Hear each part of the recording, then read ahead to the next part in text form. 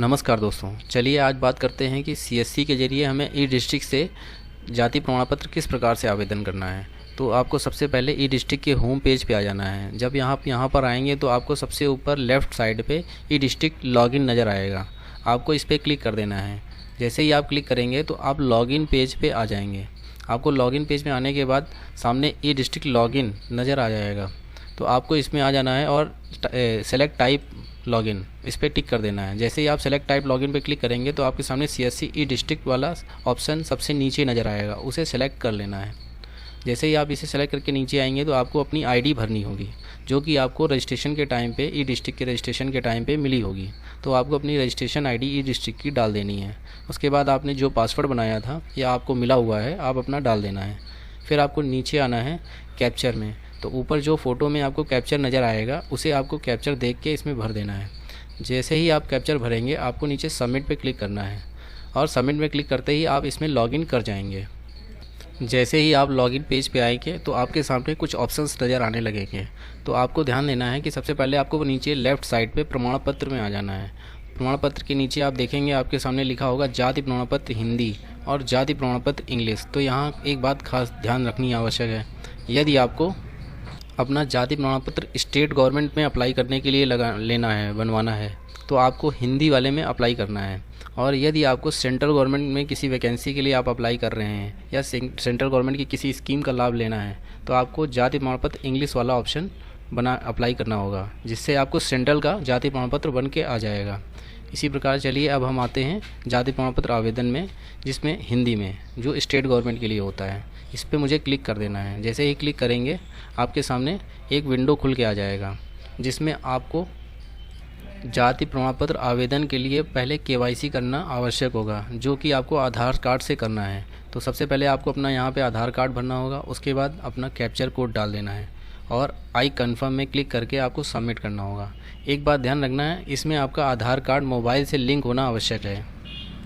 यदि आपका आधार कार्ड आपके मोबाइल से लिंक नहीं होगा तो आप जाति प्रमाण पत्र के लिए आवेदन नहीं कर पाएंगे।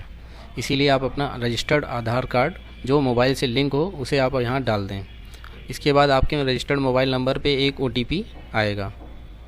जैसा कि आप देख सकते हैं मैंने OTP भेज दिया है। OTP आपके रजिस्टर्ड मोबाइल नंबर में आ जाएगा। आपको वहाँ से OTP देख के इसमें भर देना है। इसको भरने के बाद आपको सबमिट पे क्लिक कर देना है। जैसे ही आप सबमिट पे क्लिक करेंगे आपके सामने जाति प्रमाण पत्र का आवेदन फॉर्म खोल के आ जाएगा। आपको सेवा कर का प्रकार, मतलब आप कहाँ से अप्लाई कर रहे हैं। तो आप यदि ग्रामीण क्षेत्र से अप्लाई कर रहे हैं तो आपको ग्रामीण सेलेक्ट करना है। यदि आप शहरी या नगरीय क्षेत्र से अप्लाई कर रहे हैं तो आपको नगरीय सेलेक्ट कर लेना है। उसके बाद नीचे आना है तो आप देखेंगे आपका नाम हिंदी में आपके आधार कार्ड से जैसे आपने केवाईसी की थी तो आपका नाम OTP डालने के बाद अपने आप लिखा हुआ नज़र आएगा। हिंदी में भी और इंग्लिश में भी आपका नाम पहले से लिख के आधार कार्ड से ही केवाईसी के ज़रिए आ जाएगा। यहाँ पे तीसरे नंबर पे जब आप आएंगे आपको पिता, पति, संरक्षक इनमें से किसी एक का नाम आपको भरना है। आप पिता का नाम, अपने पति का नाम या किसी संरक्षक का नाम, अपना परिवार के संरक्षक का नाम डाल सकते हैं। तो इस केस में जैसे पिता का भरना है तो आप पिता का सेलेक्ट कर लें। यदि आपकी शादी हो गई है तो आप अपने पति का नाम भी भर सकते हैं। इसके बाद आपको आगे आना है। 4 नंबर में आपको अपने माता का नाम भर देना है। 5 नंबर आपको सबसे पहले मकान नंबर पहले कॉलम में भर देना है। उसके बाद अपने मोहल्ले का नाम और एरिया का नाम या पोस्ट ऑफिस, ये सभी आपको दूसरे कॉलम में नीचे भर देना है। इसके बाद आपको नीचे आना है और ज़िला सेलेक्ट कर लेना है। तहसील का ऑप्शन आ जाएगा तो एक लिस्ट आपके सामने आ जाएगी, उसमें आपको अपना तहसील सेलेक्ट कर लेना है। ऊपर वर्तमान पता भरने के बाद आपको स्थायी पता में आना है। यहाँ पे आपको कुछ भी नहीं करना। यदि आपका वर्तमान पता और स्थायी पता एक ही है तो आपको उपरोक्त में टिक कर देना है। जैसे ही आप स्थायी पता के उपरोक्त में टिक करेंगे तो आपका जो वर्तमान पता है वही स्थायी पता में अपने आप भर जाएगा। उसके बाद आपको नीचे आना है, अपना एक मोबाइल नंबर यहाँ पर आपको भर देना है। 12 नंबर में आपको अपने प्रमाण पत्र का प्रारूप पूछा जाएगा, जो कि हिंदी या इंग्लिश, तो वो पहले से आपका सेलेक्ट हो जाएगा। जब आप जाति में आएंगे 13 नंबर में तो आपको जाति ऑप्शन नज़र आएगा। तो यहाँ पे आपको अपनी जाति SC, SC पिछड़ी, OBC, SC, ST जो भी है आप अपना सेलेक्ट कर लें। इसको सेलेक्ट करने के बाद आपके सामने उप जाति 13 नंबर पे नज़र आएगा, जिसमें आपकी सामने एक लिस्ट नज़र आ जाएगी, जिसमें जैसे आपने OBC ले रखा है तो यदि आपका यादव है तो इसमें आपको जैसे अहिर होता है या आधे अन्य जाति में जैसे कि कुशवाहा है तो काची है, जो भी आपकी जाति है उसी हिसाब से SC, ST, OBC जो भी आपकी जाति है उसी हिसाब से आप अपना सेलेक्ट कर लें। यहाँ पे आपको कैटेगरी सेलेक्ट करनी है और यहाँ पे अपनी जाति सेलेक्ट कर लेनी है। उसके बाद आपको नीचे आना है। यहाँ 14 नंबर पे आपसे पूछा जाएगा आपके प्रमाण पत्र बनवाने का कारण। तो यदि आप जैसे किसी जॉब के लिए अप्लाई कर रहे हैं तो जो अप्लाई लिख सकते हैं कि किसी जॉब के लिए, या फिर किसी स्कॉलरशिप के लिए तो आप स्कॉलरशिप बता सकते हैं, या एडमिशन के लिए तो एडमिशन से, जो भी आपका रीज़न है आपको यहाँ पे लिख लेना है। इसके बाद आपको नीचे आना है, 15 नंबर में आ जाना है। यहाँ पे आपसे पूछा गया क्या इससे पूर्व आपकी जाति प्रमाण पत्र जारी हुआ है। यदि आपने पहले भी जाति प्रमाण पत्र बनवाया है तो आपको हाँ कर देना है। तो आपके सामने अपना पुराना जाति प्रमाण पत्र भरने का ऑप्शन आ जाएगा। यदि आप पहली बार अपना जाति प्रमाण पत्र बनवा रहे हैं तो आपको यहाँ नहीं पे क्लिक कर देना है और आगे आ जाना है। फिर आप 16 नंबर पे आएंगे, आपसे पूछा जाएगा कि आपने आवेदन शुल्क का भुगतान कर दिया है, तो यहाँ पे आपको हाँ में ही क्लिक करना है। उसके बाद आपको नीचे आ जाना है। 17 नंबर में जैसा कि आप सामने देख सकते हैं, यदि आपका आधार कार्ड से आपने जैसे KYC किया है और आपका राशन कार्ड, आप राशन लेते हैं तो अपने आप आपका राशन कार्ड नंबर अपने आप यहाँ फीड होके आ जाएगा। आपको 18 नंबर पे आ जाना है। जैसे ही आप 18 नंबर पे आएंगे तो सबसे पहले आपको अटैचमेंट के जरिए सारे डॉक्यूमेंट अपलोड करने के लिए बोला जाएगा। तो सबसे पहले आपको अपनी फ़ोटो सेलेक्ट कर लेनी है। फ़ोटो सेलेक्ट करेंगे तो आपके सामने नीचे अटैच का ऑप्शन आएगा, तो यहाँ से आपको क्लिक करके अपनी फ़ोटो सेलेक्ट कर लेनी है। फ़ोटो सेलेक्ट करके अपना अपलोड पे क्लिक कर देना है। जैसे ही आप अपलोड करेंगे तो नीचे देखेंगे आपका फ़ोटो अपलोड होके आ जाएगा। इसी प्रकार आपको अपना स्वप्रमाणित घोषणा पत्र भी अपलोड करना होगा।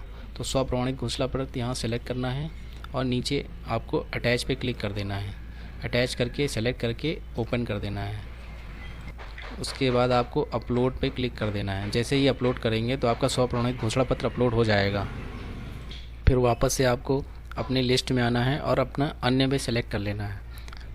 अन्य में सेलेक्ट करने के बाद आपको शीर्षक का सामने ऑप्शन खुल के आ जाएगा। यह आपको इसलिए करना है क्योंकि आपको आधार कार्ड यदि अपलोड करना है तो आपको अन्य में ही जाना होगा, क्योंकि उसका नाम आपको यहाँ पे लिखा हुआ नज़र नहीं आएगा। इस पे जाने के बाद आपको यहाँ पे शीर्षक में अपना आधार कार्ड लिख देना है। हिंदी या इंग्लिश आप कैसे भी लिख सकते हैं। उसके बाद आपको नीचे अटैच में आना है और अपना आधार कार्ड अपलोड कर देना है। जैसे ही अपना आधार कार्ड अपलोड करेंगे उसके बाद नीचे आप देखेंगे तो आपका फ़ोटो, स्वप्रमाणित घोषणा पत्र और आधार कार्ड अपलोड होके आ जाएगा। आप इसके बाद चाहें तो यहीं से अपना कैप्चर कोड डाल के सबमिट कर सकते हैं। यदि आपने पूर्व में अपना जाति प्रमाण पत्र बनवा रखा है, यहाँ पे यस कर रखा है, तो आपको यहाँ पे अपना पुराना जाति प्रमाण पत्र भर के उसके बाद आपको यहाँ पे अपलोड करने का ऑप्शन आएगा। तो आपको यहाँ पे पार्षद या जाति प्रमाण पत्र पूर्व में जारी किया हुआ है तो आपको यहाँ सेलेक्ट करके उसे भी यहाँ अपलोड कर सकते हैं। और यदि आपको नहीं करना है तो आपको कोई ज़रूरत नहीं है, आपको वापस से जाना है और यहाँ पे अपना नो कर देना है। जैसे ही आप यहाँ नो करेंगे तो आपको ज़रूरत नहीं पड़ेगी। यह सब भर लेने के बाद आपको अपना फॉर्म अच्छी तरह से चेक कर लेना है। चेक करने के बाद आपको अपना नीचे कैप्चर भर देना है। कैप्चर भरने के बाद आपको दर्ज करे पे क्लिक कर देना है। जैसे ही आप दर्ज करेंगे आपके सामने आपका फॉर्म भर के प्रीव्यू करके आ जाएगा, जिसे आप देख सकते हैं। उसके बाद यदि आप चाहें तो इसको प्रिंट में क्लिक करके अपना सेव करके रख भी सकते हैं, नहीं तो आपको अपना दर्ज करने पे नीचे क्लिक कर देना है। जैसे ही आप दर्ज पे क्लिक करेंगे तो आप पेमेंट ऑप्शन में चले जाएंगे। पेमेंट दो तरह से की हो सकती है। एक तो यदि आप डायरेक्ट अप्लाई कर रहे हैं तो आपके सामने डायरेक्ट पेमेंट करने का ऑप्शन पोर्टल आ जाएगा और आप वहाँ से अपना UPI, debit card, credit card के जरिए पेमेंट कर सकते हैं। यदि आपके पास CSC या CMS का लॉगिन है तो आपको इस तरह का पोर्टल नज़र आएगा, जिसमें आपको पासवर्ड डाल के एक आपको सिक्योरिटी की फाइल मिली होगी। उसके ज़रिए आपको यहाँ सेलेक्ट करके कंटिन्यू में क्लिक कर देना है। और जैसे ही आप कंटिन्यू में क्लिक करेंगे तो आपका पेमेंट सक्सेसफुल हो जाएगा और आपके सामने फिर से एक कंटिन्यू करके प्रीव्यू का ऑप्शन आ जाएगा, जिस पे आप क्लिक करेंगे तो आपके सामने पेमेंट स्लिप खुल के आ जाएगी और उसे आप सेव करके रख सकते हैं। यह आपको सिटीजन और CSC दोनों लोगों के लिए ही इसी तरह से आप अपना जाति प्रमाण पत्र आवेदन कर सकते हैं। इसी प्रकार यदि आपको अपने आवेदन की, जो भी आपने जाति प्रमाण पत्र आवेदन किया है उसकी आवेदन की स्थिति देखनी है तो आपको अपने ई-डिस्ट्रिक्ट के होम पेज पे आना है। जैसे ही आप होम पेज पे आएंगे तो यहाँ पे आपको आवेदन की स्थिति ऑप्शन नज़र आ रहा होगा, तो यहाँ पे आपको क्लिक कर देना है। जैसे ही आप इसमें क्लिक करेंगे तो आपके सामने एक एप्लीकेशन नंबर मांगा जाएगा। तो आपने जो आवेदन कर रखा है उसमें एक एप्लीकेशन नंबर आपको मिला होगा, तो आपको यहाँ पे डाल देना है। जैसे ही आप अपना एप्लीकेशन नंबर डालेंगे आपको सर्च पे क्लिक कर देना है। सर्च में क्लिक करते ही आपके सामने उस एप्लीकेशन का स्टेटस खुल के आ जाएगा कि वह अभी तहसीलदार के पास है या वह जारी हो चुका है या वह रिजेक्ट हो चुका है। जो भी है इसके बारे में आपको यहीं से पता चल जाएगा। इसी प्रकार यदि आपका जाति प्रमाण पत्र बन चुका है और उसके नेट का स्टेटस देखना चाहते हैं या नेट पे वो चढ़ा है और किस प्रकार से है तो आपको वह देखना है, तो आपको जाति प्रमाण पत्र सत्यापन में क्लिक करना है। आपको अपने सर्टिफिकेट से अपने सर्टिफिकेट का एप्लीकेशन नंबर और अपने सर्टिफिकेट का सर्टिफिकेट नंबर उसको देख के यहाँ पे भर देना है। उसके बाद आपको सर्च पे क्लिक कर देना है। जैसे ही आप सर्च पे क्लिक करेंगे तो आपकी पूरी सर्टिफिकेट की डिटेल नेट से खुल के नज़र आ जाएगी और आप उसको देख सकते हैं और उसे सेव करके यदि जिसको देना है आप दे सकते हैं। जब आप जाति प्रमाण पत्र का आवेदन करते हैं तो आपको सत्यापन घोषणा पत्र की एक आवेदन की एक कॉपी अपलोड करनी पड़ती है। वो सर्टिफिकेट आपको यहाँ पर आप होम पेज पर आएँगे। अपने होम पेज पे आने के बाद आपको नीचे आना है। नीचे आने के बाद आपको यहाँ स्वप्रमाणित सत्यापन घोषणा पत्र की एक कॉपी नज़र आ रही होगी, तो आपको जैसे इस पर क्लिक कर देना है। जैसे ही आप क्लिक करेंगे तो आपके सामने यह सरकार द्वारा जारी की गई स्वप्रमाणित की घोषणा पत्र की प्रति आपके सामने नज़र आ जाएगी। इसे आप सेव करके रख लें और इसको भर लें। यहाँ पे आपको सबसे पहले अपना नाम भर देना है, उसके बाद अपने पिता का नाम या पति का नाम भर देना है। उसके बाद यहाँ पे आपको अपनी उम्र डाल देनी है। अगर आप डेट ऑफ बर्थ नहीं डालना चाहते हैं तो अपनी पूरी उम्र एज डाल दें। उसके बाद यदि आप आय प्रमाण पत्र बनवा रहे हैं तो अपना दिहाड़ी या कोई कार्य अपना लिख सकते हैं। यदि आप जाति बनवा रहे हैं तो यहाँ कुछ भी भरने की ज़रूरत नहीं है और निवास में अपना पता लिख देना है। इसके बाद आपको नीचे आना है, अपना स्थान में अपना कानपुर लिख देना है। उसके बाद फिर नीचे आना है और जिस डेट में आप ये फॉर्म भर रहे हैं वह डेट डाल देनी है। और यहाँ पे आप राइट हैंड में आएंगे तो आपको आवेदन का हस्ताक्षर, तो ऊपर जिसका भी आप जाति प्रमाण पत्र आवेदन कर रहे हैं उसके दस्तखत ले लेने हैं। उसके बाद आपको नीचे आना है, आवेदक का नाम तो आपका आधार कार्ड में जैसे भी उसका नाम लिखा हुआ है उसी तरह से पूरी तरह से भर देना है। उसके बाद आपको बाहर आ जाना है। भरने के बाद उसे स्कैन करके 50 KB से 100 KB के बीच में JPG फॉर्मेट में फ़ाइल रख लेनी है और वहाँ पे लास्ट में जब अपलोड करना होता है तो इसी प्रकार से आपको अपना स्वप्रमाणित घोषणा पत्र अपलोड कर देना है। इसी प्रकार अपने आवेदन पत्र को आपने देखना है कि यह मेरा आवेदन पत्र बन गया है कि नहीं बन गया। आपको इनबॉक्स में आना है, अपना जाति, आय और निवास, डोमिसाइल, इनकम और कास्ट, इनमें से कोई भी आप प्रमाण पत्र की मौजूदा स्थिति देख सकते हैं कि बन गया है या नहीं बन गया है। तो चलिए हम बताते हैं कास्ट का। तो कास्ट में आपको क्लिक करना है तो आपके सामने एक इस तरह का ऑप्शन नज़र आ जाएगा।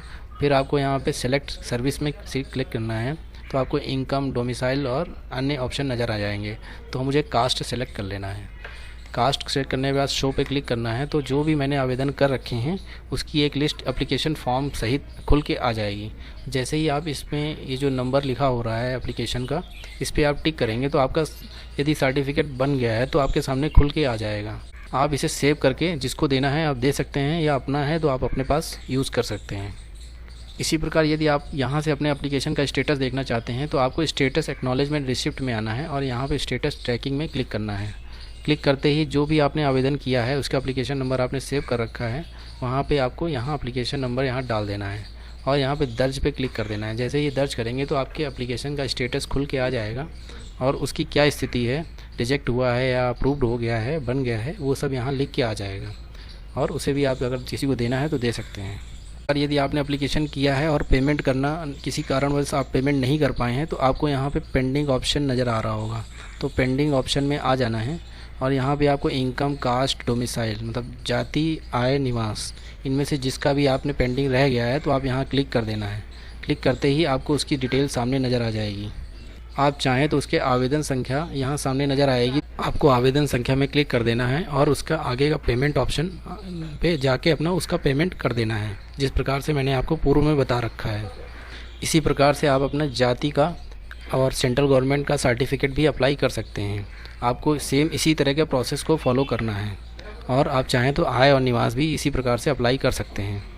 यदि आपको किसी जाति प्रमाण पत्र के आवेदन में किसी प्रकार की कोई दिक्कत आ रही है तो आप मुझे कमेंट बॉक्स में कमेंट करके पूछ सकते हैं। इसी प्रकार मुझे लाइक व सब्सक्राइब करते रहें। धन्यवाद।